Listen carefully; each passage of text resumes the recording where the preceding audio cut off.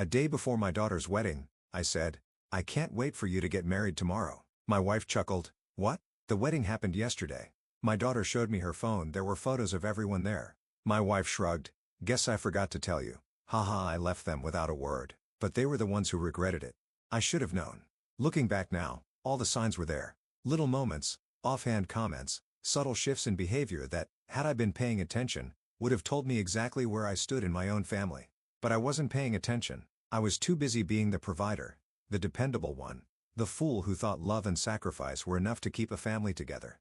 I was wrong. Let me introduce myself. My name is Malcolm. I'm 58 years old, and for the better part of my life, I did what a good husband and father was supposed to do. I worked hard.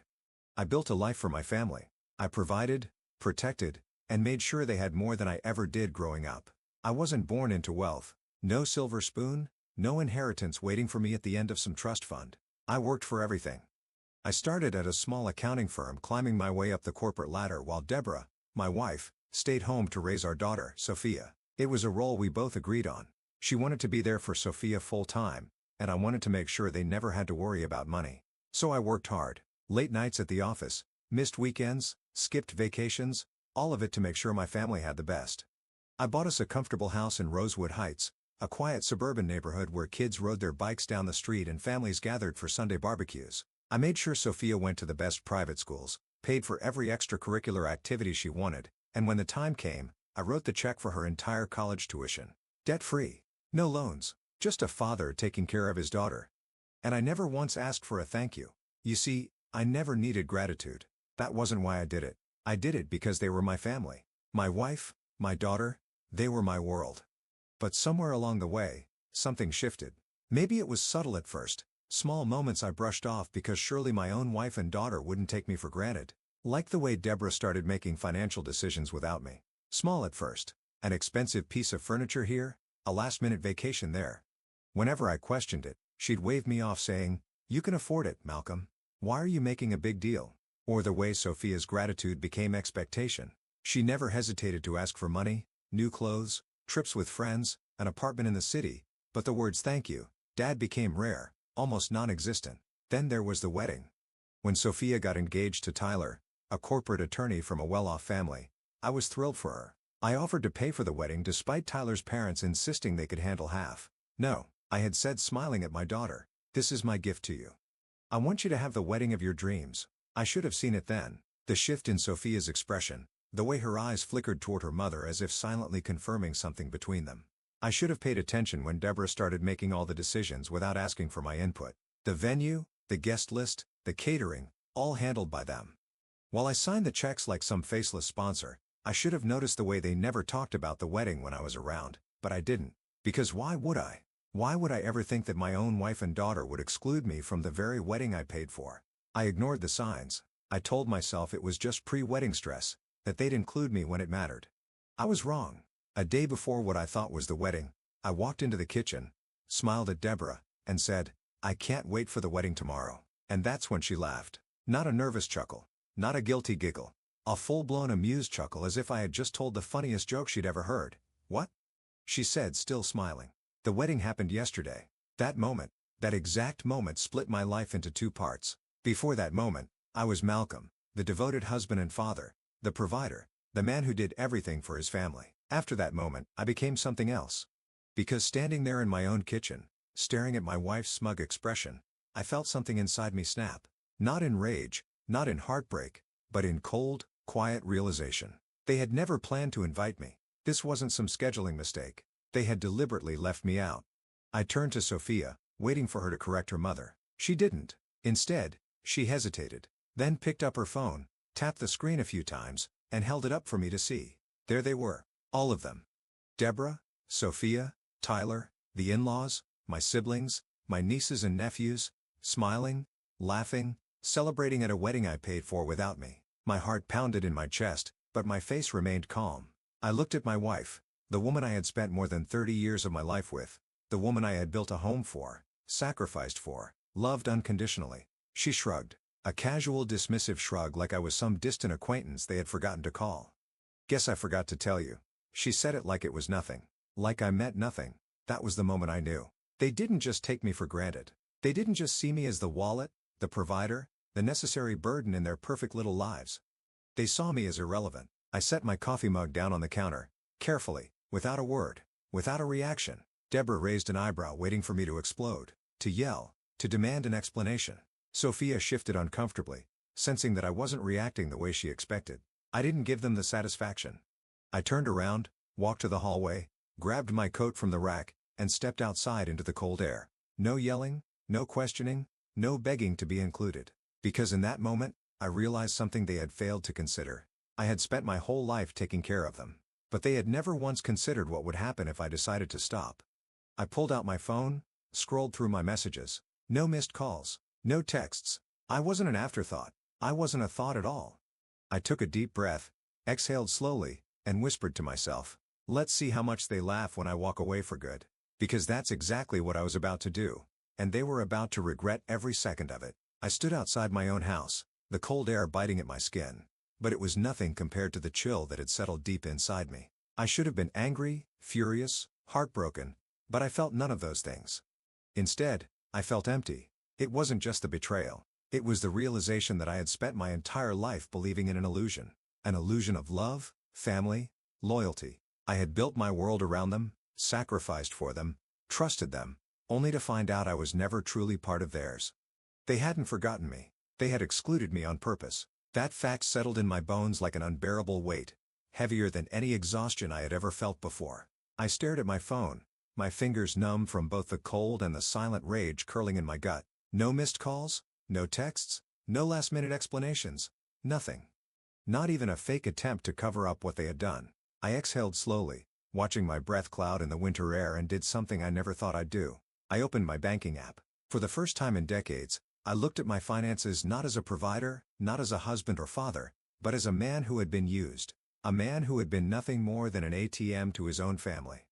There it was, every mortgage payment, every credit card bill, every check sent to Sophia, every monthly deposit into Deborah's personal account, all done by me for them. And they had the audacity to throw a wedding without me? I inhaled sharply, my fingers tightening around my phone as I scrolled through my transactions. The wedding payments. Every single venue deposit, catering expense, floral arrangement, dress fitting, and luxury honeymoon package had been covered by me. And yet, they had looked me in the eye, laughed in my face, and acted like I was irrelevant. I had funded an event I wasn't even considered worthy enough to attend. My mind was running, piecing everything together, and with each realization, something inside me hardened. This wasn't just a moment of forgetfulness. This wasn't accidental. This was calculated.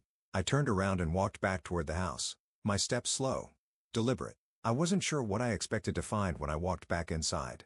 Maybe a sliver of remorse. Maybe even a half-hearted attempt at an apology. But when I stepped through the front door, all I heard was laughter. Deborah's light, careless chuckle. Sophia's amused giggle. I stopped just before entering the dining room, listening. "Dad's going to be fine," Sophia was saying, her voice casual, unconcerned. "He always gets over things." "Exactly," Deborah agreed. "You know how he is. He sulks for a while. Then he moves on. I told you, honey, he wouldn't have fit in at the wedding anyway. It was elegant. You know how stiff he can be." My blood turned to ice. Elegant, stiff. I took a slow, measured breath and stepped into the room. The second they saw me, the conversation stopped. Sophia stiffened, her lips pressing together. Deborah looked up at me, her face smooth, unreadable. They weren't guilty. They were waiting for me to act the way they expected, angry at first, but eventually forgiving. Because that's what I had always done. I let things go. I kept the peace. I swallowed my hurt because I thought that's what family was supposed to do. Not this time. "So," I said, keeping my voice steady, "you threw a wedding without me." Sophia sighed, already tired of the conversation she had barely participated in. "Dad, please don't make this dramatic." I arched an eyebrow. Dramatic? I wasn't even invited to my own daughter's wedding. "It wasn't like that," Deborah cut in smoothly. "We just figured." "No," I interrupted, my voice dangerously calm. "You didn't forget. You decided I didn't belong." No one spoke. I looked at Sophia. "Do you have any idea what you've done?" I asked. She shrugged. "Dad, you're acting like we abandoned you. It was just a wedding. I'm still your daughter. You're still my father. Nothing changes. Nothing changes." I let those words sink in. The sheer audacity of them. They had excluded me, mocked me behind my back, used me, and still expected me to continue providing for them as if nothing had happened. I was done. Completely, entirely done, right? I said softly, stepping back from the table. Nothing changes. They didn't notice the shift in my tone. They didn't realize I had just made the biggest decision of my life. Deborah took a sip of her wine. Malcolm, don't be childish. You're making a big deal out of nothing. A big deal out of nothing, I repeated. Sophia rolled her eyes. Dad, come on. We had limited seats, and Mom thought. Mom thought, I repeated, so you had no say in your own wedding guest list. Sophia hesitated, and that's when I saw it. She hadn't cared enough to argue. She hadn't cared enough to fight for me. I nodded slowly, stepping back toward the hallway. Got it. Deborah raised an eyebrow. Where are you going? I need some air. I said simply. I grabbed my coat again, walked outside, and did what I should have done years ago. I opened my banking app again, and one by one, I started shutting it all down. The mortgage payments stopped. The credit cards in Deborah's name canceled. The monthly deposits into Sophia's account gone. The inheritance fund I had set up for her, revoked. They didn't need me at the wedding. Let's see how well they did without my money either. I stood on the porch, taking in the quiet night, feeling lighter than I had in years. They thought I was predictable. They thought I would always bend, always forgive, always stay. But they had made one critical mistake. They had underestimated just how much I could take. And they were about to find out what it felt like when the man they used stopped playing the fool. Because as far as I was concerned, I was done being their ATM, and I had no plans of looking back. I sat in my car, gripping the steering wheel, staring at the house I had spent the last 30 years building. The house that had seen birthdays, anniversaries, first steps, and late-night family dinners. A home. Or at least, that's what I had thought it was. But homes are built on love, on mutual respect, on the belief that you belong. And I didn't belong here anymore. Not to them. To them, I was a bank account with legs, a walking convenience. The one they turned to when bills needed paying, when debts needed clearing, when dreams needed funding. But when it came to including me in their lives, I was disposable. And the worst part, I had let it happen. For years, I had excused it, ignored it, rationalized it. I had told myself, that's just how families are. I had let myself believe that as long as I kept giving, kept sacrificing, they would see my worth. But they had seen my worth. They just never valued it. A cold, sharp realization settled in my chest as I sat in the driveway, the glow of the house's windows illuminating the stark truth. This wasn't a mistake. They weren't sorry, and they weren't going to change. So why the hell should I stay? I reached for my phone, opening the contact list. My lawyer's number was near the top. I stared at it. I could start right now. Call him. Tell him to start the paperwork. Divorce. Financial restructuring. Asset liquidation. Everything I had built for them. The house, the credit cards, the safety net. It all existed because of me. And if I walked away? If I truly, completely walked away? They had nothing. I let out a slow breath, pressing my thumb against my phone screen. But I didn't call. Not yet. Because I wasn't done. Not yet. I pushed the door open, stepping back into the freezing night air. My breath fogged in front of me as I walked back to the house. My footsteps deliberate, my heartbeat steady. I wasn't going to scream. I wasn't going to argue. I wasn't going to give them the satisfaction of seeing me break. When I walked inside, Deborah was still at the dining table, sipping her wine like nothing had happened. Sophia had moved to the couch, scrolling through her phone, her face as blank as ever. I stood in the entryway watching them.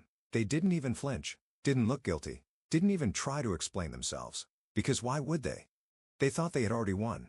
That I would get over it like I always did. That I would sulk for a few days, then go back to paying for their lives like nothing had happened. I let the silence stretch. Then, finally, Deborah sighed, setting her glass down with a soft clink. Are you done being dramatic? I smiled. Not because I was amused. Not because I found any of this remotely funny. But because I knew something she didn't. I wasn't being dramatic. I was being done.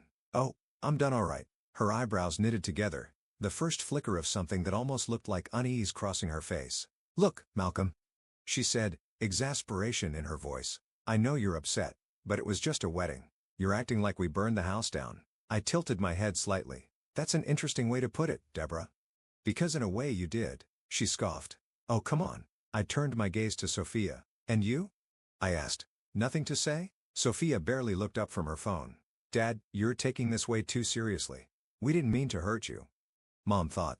Mom thought, I repeated. Sophia hesitated, then shrugged. Look, I just went along with it. It wasn't personal. Not personal. My own daughter had chosen to go along with excluding me from her wedding, had smiled for the cameras, danced under the lights, toasted to her new life, all while knowing I was sitting at home, thinking I still had a place in her world. And it wasn't personal? I felt something deep inside me go quiet. Numb. "All right," I said simply. Deborah frowned. "All right. That's it. That's it."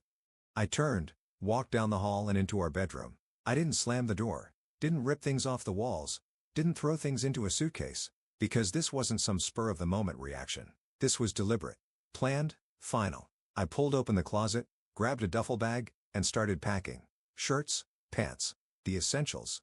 I didn't need much because I wasn't planning on coming back. Behind me, I heard Deborah's voice float in from the hallway. "Oh, stop it, Malcolm. You're not leaving. Where would you even go?" I zipped up the bag, swung it over my shoulder, and stepped into the doorway. "I don't know," I said honestly, "but wherever it is, it'll be better than here." For the first time that night, I saw it. The first real flicker of fear in her eyes because she hadn't expected this. She had expected resistance, expected anger, expected me to throw a fit but eventually stay. She hadn't expected me to walk away. I brushed past her, feeling the weight lift off my chest with every step I took toward the front door. "Malcolm," she called sharper now. "You're being ridiculous." I didn't respond. I didn't even look back. I just walked one step after another. And then I reached the front door, wrapped my fingers around the handle, and opened it. The cold air rushed in, cutting through the warmth of the house, our house. No, not anymore. Not ours. Not mine. Just theirs. And they could keep it because I was done. Completely, entirely done. I stepped out, letting the door shut behind me with a soft click. And I didn't look back. Not once. Not when my phone started buzzing in my pocket. Not when Deborah called my name again, her voice edging towards something almost panicked. Not when I got into my car, started the engine, and pulled away from the house I had built with my own hands. I had walked away from a lifetime of sacrifice. And for the first time in 30 years, I felt free. They thought they had won. They thought they could laugh it off, brush it aside, let time smooth over the wounds they inflicted. But they had no idea what was coming next. Because the thing about taking someone for granted, you never realize what they truly gave you until they take it all back. I drove through the quiet streets of Rosewood Heights, my fingers gripping the steering wheel tighter than necessary. The streetlights cast long shadows across the road, their glow blurring slightly as my vision swam with the weight of the evening. I wasn't angry. I wasn't sad. I wasn't even shocked anymore. I was just done. Done pretending. Done excusing. Done sacrificing for people who had made it abundantly clear that my worth to them began and ended with how much money I could hand over. It was a strange thing to realize that the family you had built your entire world around had never truly considered you a part of theirs. And now, they were about to feel what that meant. As I pulled into the parking lot of a small motel on the outskirts of town, I reached for my phone. Not to call Deborah. Not to respond to the barrage of messages and missed calls that had started the moment I walked out the door. I had no interest in what they had to say. Instead, I opened my banking app. For years, I had handled our finances alone. It had been a necessity, really. Deborah had never cared about managing money, and Sophia had never been interested in understanding where all the luxuries she enjoyed came from. So I had managed it all. The mortgage, the credit cards, the savings accounts, the monthly deposits into Sophia's checking account, the household expenses Deborah never even glanced at, the medical insurance that covered not just my family, but her mother as well. I had funded their entire world, and they had laughed in my face. That ends tonight. With a few taps, I froze the joint account Deborah had access to. Her credit cards? Cancelled. The mortgage auto payments? Stopped. The monthly allowance Sophia received like clockwork? Gone. I moved my personal savings into a new separate account, one with only my name on it. I wasn't a fool. I knew Deborah would see the changes soon. She'd call the bank, try to override the restrictions, throw a fit when she realized that for the first time in her life, she had no control over me. And then she'd panic. And that's what I was waiting for. I set the phone down, leaning back against the cheap motel headboard, staring at the ceiling. For the first time in my life, I felt light. I had spent decades giving.